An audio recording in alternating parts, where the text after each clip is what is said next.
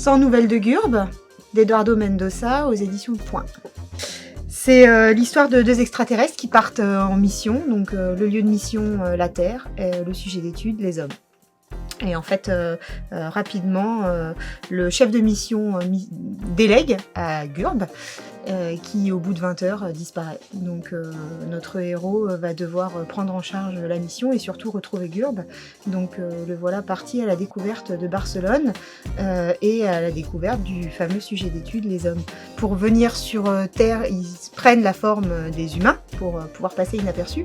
Donc Gurb avait pris la forme de Madonna, histoire de bien passer inaperçu. Voilà, c'est hilarant, on a vraiment des crises de rire, c'est une satire très très amusante, c'est plein d'autodérision et quand même ça nous remet un peu les pendules à l'heure, ça nous met quand même bien en face de nos vilains travers parce qu'à un moment ou un autre on se retrouve quand même tous.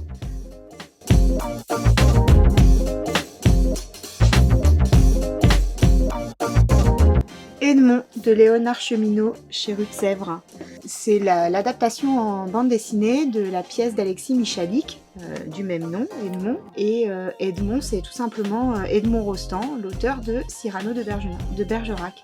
C'est vraiment l'histoire de la naissance de cette pièce, voilà, remise dans le contexte. Donc on découvre l'auteur et puis faut avoir en tête que à ce moment-là, il est dans une situation financière qui n'est pas très confortable et il est complètement dans l'urgence. Il faut écrire cette pièce.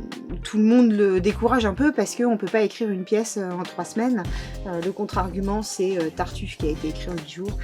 Et en fait, si, on va pouvoir écrire cette pièce et la monter en 3 semaines et surtout, alors que personne n'y croit, rencontrer le succès qu'on connaît à Cyrano de Bergerac.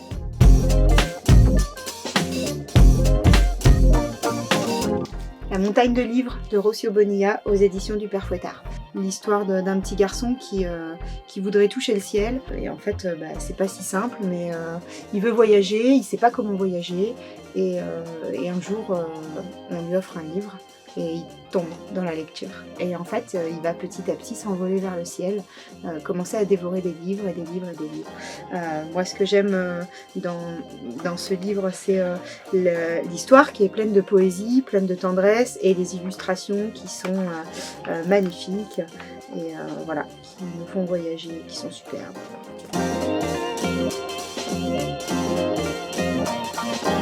Les Trois Mousquetaires. Alexandre Dumas, donc au livre de poche. C'est vraiment le livre à l'origine de tout parce que c'est le livre qui moi me fait rentrer dans la lecture. J'aimais déjà lire avant de lire Les Trois Mousquetaires, on ne s'attaque pas à un pavé comme ça quand on n'aime pas lire, mais il déclenche tout.